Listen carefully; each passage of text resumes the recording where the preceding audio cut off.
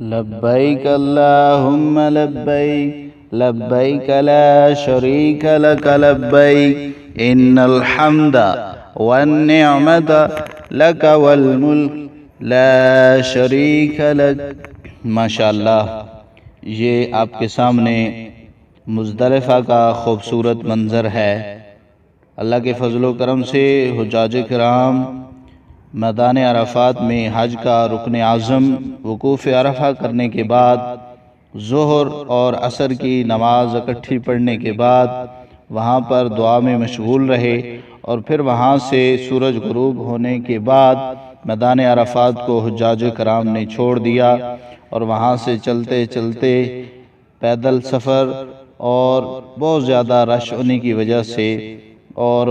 بہت زیادہ بھیڑ ہونے کی وجہ سے آہستہ آہستہ چلنا پڑتا ہے،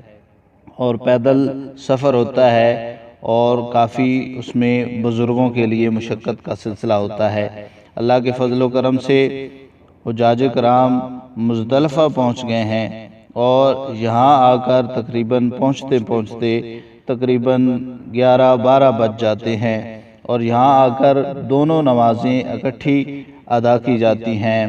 مغرب کی نماز اور عشاء کی نماز دونوں کو اکٹھا ادا کیا جاتا ہے۔ اللہ کے فضل و کرم سے جب ہم بھی 2019 حج میں سعادت نصیب ہوئی تھی تو مغرب کی اور عشاء کی نماز دونوں کی میں نے خود جماعت کرائی تھی۔ میرے ساتھ جو میرے دوست احباب تھے حجاج کرام، انہوں نے میرے ساتھ نماز پڑھی تھی۔ تو یہ وہ منظر ہے،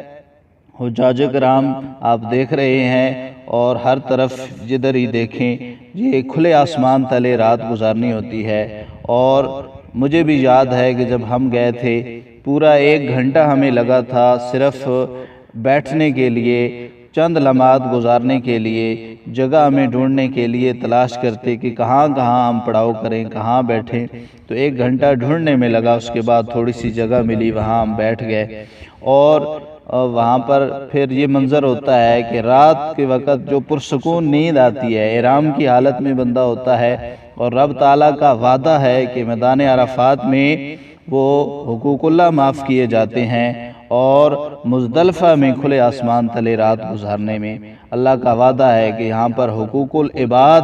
ان کو معاف کر دیا جاتا ہے۔ یہ آپ کے سامنے ایک مسجد نظر آ رہی ہے جو مسجد مشعر الحرام ہے، اور یہ دنیا اسلام کی واحد 2 مساجد ہیں جو سال میں صرف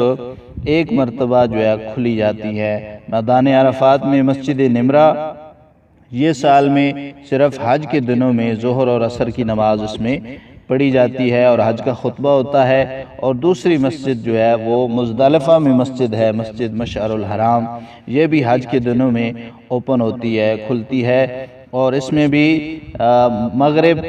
اور عشاء اور فجر 3 نمازیں ادا کی جاتی ہیں۔ اللہ یہ سعادت سب کو بار بار نصیب فرمائے۔